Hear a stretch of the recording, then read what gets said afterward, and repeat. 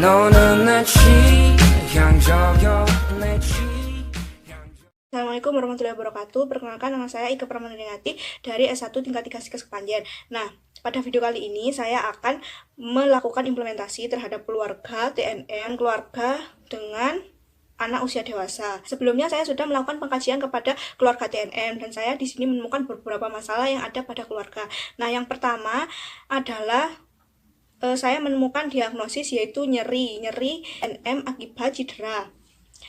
Nah, jadi pada video yang pertama ini saya akan melakukan implementasi kepada TNM tentang nyeri. Nah, nanti saya akan memberikan sedikit pengetahuan kepada keluarga tentang nyeri dan juga manajemen nyeri. Kemudian saya juga akan mengajarkan bagaimana teknik manajemen nyeri non-farmakologi kepada keluarga untuk mengurangi rasa nyeri. Assalamualaikum Pak, Bu. Waalaikumsalam warahmatullahi wabarakatuh. Nah, kemarin kan saya sudah melakukan pengkajian ke keluarga Bapak dan Ibu. Nah, saya juga menemukan beberapa masalah yang ada dalam keluarga. Nah, hari ini saya akan melakukan implementasi kepada keluarga Bapak dan Ibu. Nah, tujuan dari implementasi ini adalah untuk mengatasi masalah yang ada dalam keluarga. Langsung saja ya Pak, Bu. Untuk yang kemarin kan saya sudah pengkajian ke Bapak dan Ibu. Bapak kemarin habis jatuh terus pinggangnya memar ya Pak? Iya. Sekarang apa masih memar? Sudah baik. Untuk nyerinya? Sedikit masih nyeri. Oh, masih sedikit nyeri. Ya. Tapi sudah tidak terlalu nyeri berat ya Pak? Iya. Nah, waktu nyeri kemarin habis jatuh itu upaya apa yang sudah dilakukan Bapak sama Ibu untuk nyerinya Bapak? Minum obat? Ya. Diurutkan? Diurutkan. Oh, diurutkan ya. Jadi Pak Bu, setelah ini saya akan menunjukkan video ke Bapak dan Ibu. Nah, dalam video ini nanti akan memberikan pengetahuan tentang bagaimana cara memberikan manajemen nyeri atau mengatasi nyeri dengan cara non-farmakologi atau dengan tanpa obat.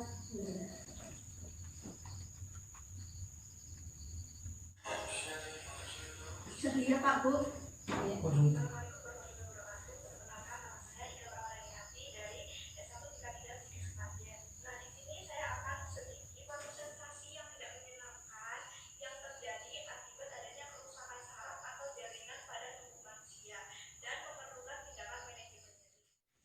Pak Bu, setelah melihat video barusan, apa saja teknik yang bisa kita lakukan untuk manajemen nyeri non-farmakologi?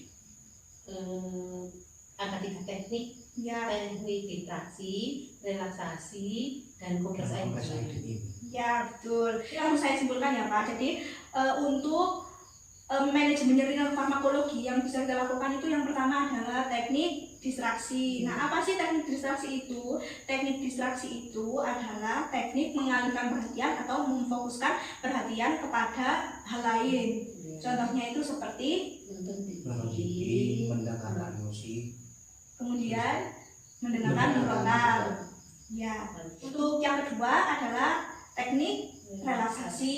Nah, teknik relaksasi ini adalah tujuannya itu agar pikiran kita itu rileks. Karena dengan rileks itu nyeri kita itu tidak akan tidak terasa atau berkurang.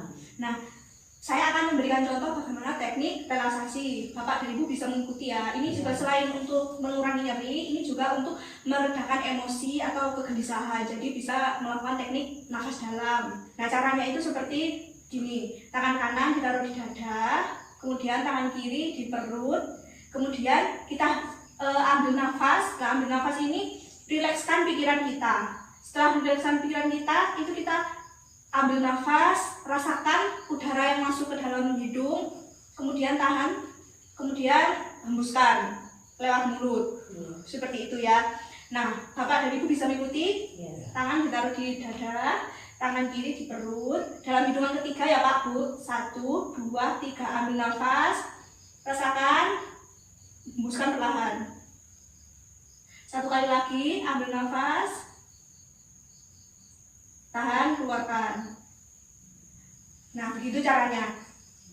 Itu dilakukan bisa sampai 4 atau 5 kali atau sampai nyeri Bapak itu kurang, atau juga biasanya kalau untuk gelisah sampai kita itu tidak terasa gelisah. Yang ketiga itu bisa menggunakan kompres air dingin. Nah, caranya untuk kompres air dingin itu Bu ada 2 cara. Yang pertama air dingin itu taruh di dalam baskom, kita ambil kain, masukkan, peras, kemudian kita kompreskan ke area yang cedera. Yang kedua itu dengan es batu, namun jangan langsung ke area yang cedera. Iya. Harus ada alas terlebih dahulu seperti kantong plastik, kemudian kain, Iya. itu dikompreskan di sekitarnya, jangan pada Yang area yang cedera itu, jadi di sekitarnya.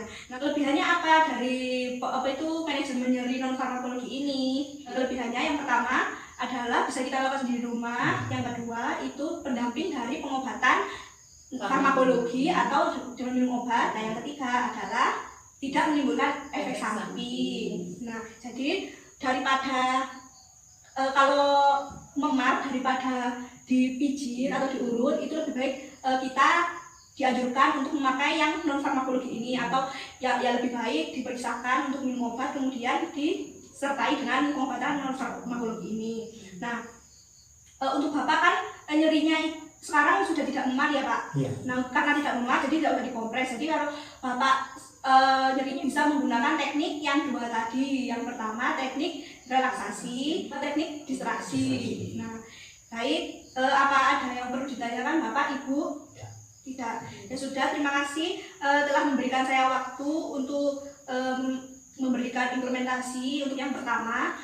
Mungkin besok atau lusa saya akan kembali lagi untuk implementasi yang selanjutnya. Assalamualaikum warahmatullahi wabarakatuh. Nah, hari ini saya akan melakukan implementasi yang kedua terhadap keluarga TNM, yaitu dengan diagnosis pemeliharaan kesehatan tidak efektif.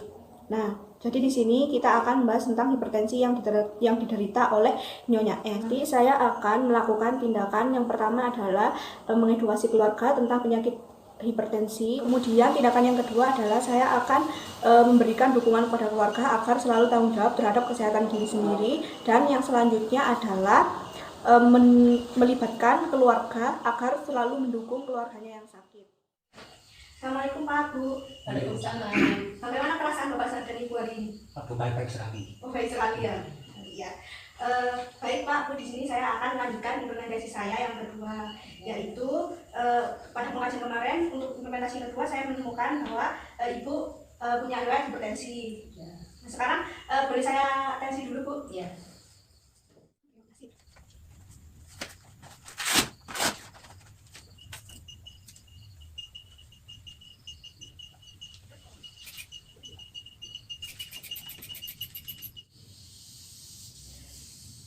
135/70. Nah, barusan saya tensi itu tekanan darahnya 135/70, yang artinya ini normal ya Bu. Untuk pengertian dari hipertensi sendiri, apa Ibu sudah paham? Belum begitu paham. Kalau sepengetahuan Ibu, hipertensi itu apa? Ya, sepengetahuan saya kalau hipertensi itu ya tekanan darahnya tinggi. Tekanan tinggi. Baik Pak, Bu, ini saya kasih leaflet. Kita akan membahas leaflet ini bersama-sama ya, Bapak juga. Baik Bu, Pak, yang pertama itu adalah hipertensi. Apa itu hipertensi? Nah, di sini disebutkan hipertensi atau biasa disebut dengan tekanan darah tinggi didefinisikan sebagai tekanan darah di atas 140/90 dan dianggap parah jika 180/120. Nah, jadi untuk hipertensi ini dikategorikan dengan tekanan darah tinggi itu adalah tekanan darah jika 140/90 dan dianggap parah jika 180/120. Nah ya, selanjutnya apa yang menyebabkan hipertensi atau tekanan darah tinggi? Yang pertama adalah gaya hidup tidak sehat, konsumsi garam berlebih, merokok, minum minuman beralkohol, kurang olahraga, kegemukan, dan stres. Selanjutnya adalah tanda dan gejala hipertensi. Nah, tanda dan gejala hipertensi itu di sini disebutkan. Yang pertama adalah sakit kepala, gelisah, jantung berdebar, pusing, penglihatan kabur, rasa sakit di dada, mudah lelah, dan lain-lain. Kalau boleh tahu, biasanya Ibu kalau tekanan darah tingginya kamu itu tanda gejalanya bagaimana Bu? Pusing sama itu jantung berdebar biasanya. Oh iya. Kita kembali Bu. Nah, selanjutnya adalah faktor resiko hipertensi. Yang pertama itu resiko yang dapat dimodifikasi, atau ini tuh resiko yang memang sudah melekat pada penderita hipertensi. Yang pertama adalah umur, kemudian jenis kelamin, kemudian riwayat keluarga atau genetik. Kemudian yang kedua adalah resiko yang dapat dimodifikasi. Yang pertama adalah kegemukan, yang kedua merokok. Yang ketiga, kurang aktivitas fisik, diet tinggi lemak, konsumsi garam berlebih, konsumsi alkohol berlebih, dan psikososial atau stres. Nah ini hipertensi itu juga dapat dipengaruhi oleh ini perilaku yang tidak sehat ini. Jadi perilaku yang tidak sehat seperti kegemukan, merokok, kurang aktivitas itu memicu juga orang itu menderita hipertensi. Nah selanjutnya kita akan membahas tentang bagaimana cara mengendalikan hipertensi atau tekanan darah tinggi. Yang pertama adalah periksa kesehatan secara rutin dan ikuti anjuran dokter. Jadi ibu harus rutin memeriksakan tekanan darah tinggi ibu di layanan kesehatan terdekat, puskesmas juga bisa. Nah, yang kedua adalah atasi penyakit pengobatan yang tepat dan teratur. Nah, ini yang perlu ditandai. Ibu kalau di rumah itu biasanya bagaimana Bu untuk minum obatnya? Teratur atau bagaimana? Enggak teratur minum obatnya. Kalau enggak terasa pusing, enggak minum obat. Oh, kalau nggak terlalu pusing nggak minum obat ya Bu. Nah seharusnya kan ibu sudah tahu kalau hipertensi itu harus Rutin. ya. Yang ketiga adalah tetap diet dengan gizi seimbang. Nah untuk gizi seimbang atau cara mengatur pola makan kita bahas setelah ini ya Bu. Ya. Yang selanjutnya adalah hindari asap rokok, alkohol, dan zat karsinogenik lainnya. Nah Bapak kan kemarin waktu saya pengajian katanya masih merokok di dalam rumah. Iya. Nah, karena di sini untuk cara mengendalikan hipertensi itu adalah dari asap rokok, jadi Bapak itu harus lebih mengerti dengan kondisi kesehatan Ibu, ya Pak? Iya. Jadi diusahakan untuk tidak merokok di dalam rumah. Selanjutnya apa yang akan terjadi jika hipertensi tidak diobati? Nah, yang pertama adalah penyakit jantung, yang kedua penyakit ginjal, yang ketiga renopati atau kerusakan retina, dan yang keempat adalah penyakit pembuluh darah tepi, selanjutnya adalah stroke. Kalau hipertensi tidak diobati, kalau kita itu tidak kalau kita itu tidak teratur minum obat, itu pola hidup sehat kita itu masih kurang, itu juga akan menimbulkan komplikasi pada penderita hipertensi. Jadi ibu harus rutin ya untuk minum obatnya. Nah untuk rutin minum obat, Bapak juga harus berperan. Harus mengingatkan. Ya harus mengingatkan, harus berperan juga agar kesehatan ibu juga terjaga, agar tidak terjadi komplikasi. Nah yang selanjutnya, yang terakhir kita akan bahas tentang bagaimana cara mengatur pola makan pada penderita hipertensi. Yang pertama adalah batasi konsumsi gula.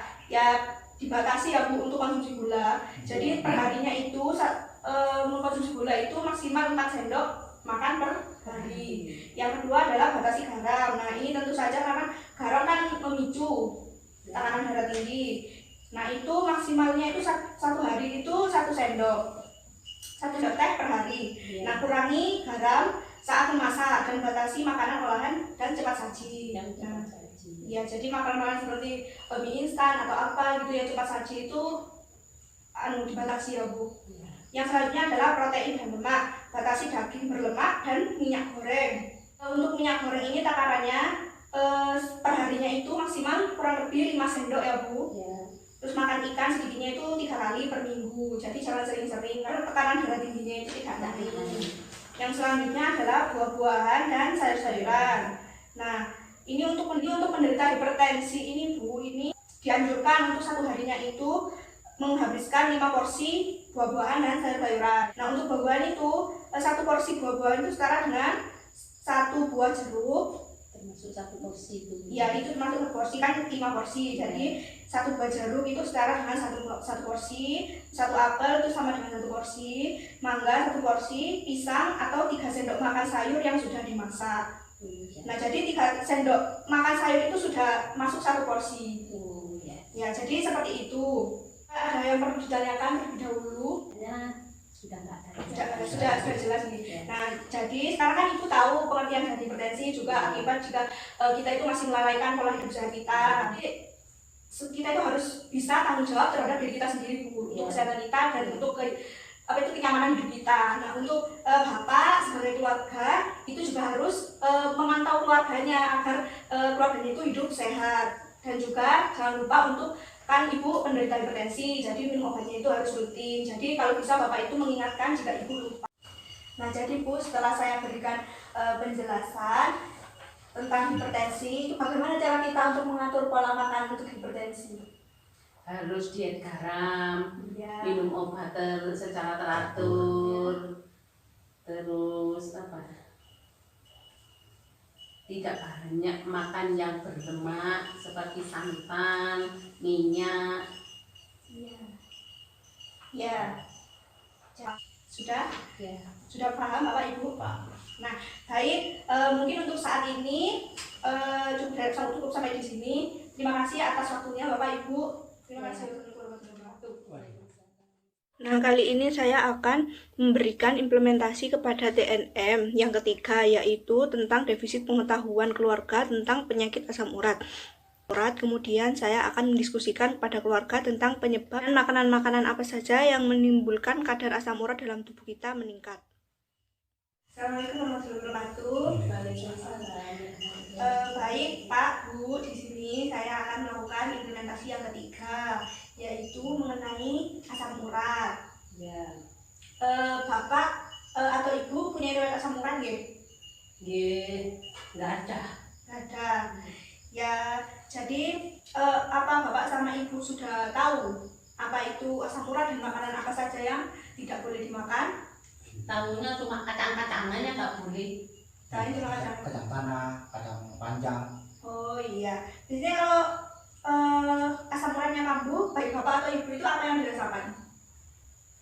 Kemeng, Kaku, kaku di kayak Persendian. persendian. Oh iya, jadi hari ini kan kita akan membahas tentang asam urat. Kan Bapak sama Ibu belum tahu sepenuhnya ya. Iya. Oke. Jadi ini saya punya poster. Jadi di sini kita akan membahas tentang asam urat. Iya. Langsung kita mulai ya Pak, Bu. Ya. Nah, yang pertama itu apa sih asam urat itu? Artritis atau sering dikenal dengan asam urat merupakan salah satu penyakit degeneratif yang menyerang sistem persendian, di mana penyakit ini ditandai dengan peningkatan kadar asam urat dalam tubuh. Nah, jadi di dalam tubuh kita itu ada namanya itu asam urat, Bu. Jadi kalau asam uratnya ini apa itu kambuh, itu kadar asam urat yang di dalam tubuh kita itu sedang meningkat. Iya, iya. Yang kedua, itu penyebabnya. Yang pertama adalah faktor genetik atau keturunan. Yang kedua, sering mengkonsumsi makanan yang mengandung banyak zat purin. Ya, nanti kita akan membahas makanan yang mengandung zat purin yang menyebabkan meningkatnya asam urat dalam tubuh kita. Yang selanjutnya adalah tanda dan gejalanya. Tanda dan gejala akibat penimbunan asam urat tidak dapat diketahui dengan cepat. Masyarakat baru sadar terkena penyakit asam urat setelah muncul rasa nyeri pada persendian, kulit di sekitar sendi, tampak bengkak, kemerahan, kadang disertai demam tinggi. Nah, biasanya Bapak kalau Ibu akan juga seperti itu kalau apa itu asam uratnya kambuh. Kalau ibu nggak sampai bengkak, Kak, biasanya bapaknya itu yang kadang cuk bengkak itu. Kadang sampai bengkak ya. Iya. Bengkak sedikit. Kalau ibu enggak. Oh iya. Selanjutnya adalah diet asam urat. Nah, bagaimana kita itu agar asam urat kita itu tidak meningkat? Nah, di sini ada dietnya. Yang pertama adalah pembatasan konsumsi makanan yang mengandung purin. Ya. Nah, nanti ini akan saya kasih tahu makanan-makanan yang mengandung purin. Ya. Terus yang kedua adalah makanan yang tinggi karbohidrat. Selanjutnya tinggi protein, rendah lemak, tinggi cairan, dan rendah alkohol. Nah, sekarang makanan yang mengandung purin, kita akan mempelajari makanan-makanan yang mengandung purin, zat purin. Nah, yang pertama adalah ini ada 3 kategori, Bu. Jadi kandungan purin itu ini dibedakan jadi 3. Yang pertama dengan kandungan makanan dengan kandungan purin tinggi, yang kedua kandungan purin sedang, dan yang ketiga makanan dengan kandungan purin rendah. Nah, yang pertama adalah makanan dengan kandungan purin yang tinggi, itu contohnya seperti jeroan, daging bebek, dan seafood. Merupakan makanan yang harus dihindari. Jadi ini itu harus dihindari. Kalau pola makan Bapak sama Ibu setiap hari bagaimana, Bu? Apa masih makan makanan yang jeroan, daging bebek, dan seafood gitu? Kalau seafood nggak pernah, bebek juga nggak pernah. Kalau jeroan kadang-kadang. Jadi begini Pak, Bu, jadi jeroan itu juga meningkatkan kadar asam urat yang ada di tubuh kita, karena ini tuh jeroan itu termasuk yang kandungan purinnya itu tinggi. Nah, kemudian yang kedua kandungan purin dengan sedang. Yang pertama adalah daging sapi, daging ayam, tahu, tempe, kembang kol, buncis, kacang-kacangan, ayam, dan kangkung, kemudian jamur. Nah, merupakan makanan yang boleh dikonsumsi, tidak berlebih atau dibatasi. Jadi untuk konsumsi makanan yang sudah disebutkan di sini, yang kedua yang kandungan purinnya rendah ini boleh Bu dikonsumsi, Pak, Bu boleh dikonsumsi. Namun itu tidak boleh terlalu sering, jadi harus dibatasi ya. Biasanya kalau di rumah sehari-harinya Bapak sama Ibu konsumsi makanannya itu apa yang sering? Ya tahu tempe tahu bisa tempe, beli. bayam. Jadi ya boleh dikonsumsi tapi harus dibatasi ya Pak Bu. Enggak setiap hari. Ya tidak setiap hari, harus dikasih jarak. Iya. Nah yang ketiga adalah kandungan purin rendah atau di bawah 50. Ubi, nasi, singkong, jagung, roti, mie, puding, susu, keju, dan telur merupakan makanan yang boleh dikonsumsi setiap hari. Jadi ini mengandung purin, juga mengandung zat purin, namun ini tuh masih boleh dimakan untuk sehari-hari. Iya. Ya, Nah, apa sudah jelas Bapak Ibu? Iya. jelas. Apa ada yang perlu ditanyakan? Enggak. Tidak ada, sudah Sudah jelas. paham? Iya. Jadi sudah, kalau boleh saya tanya apa saja makanan yang boleh dikonsumsi? Kayak ubi, nasi, Singkong, singkong, bayam. roti. Itu yang boleh setiap hari. Ya, kalau bayam harus batasi. Ya, sudah sampai di sini apa jelas Bapak Bu? Iya, Jelas. jelas. Ya, mungkin itu dari saya. Terima kasih karena sudah memberi saya waktu untuk melakukan implementasi. Iya. Terima kasih ya Pak Bu.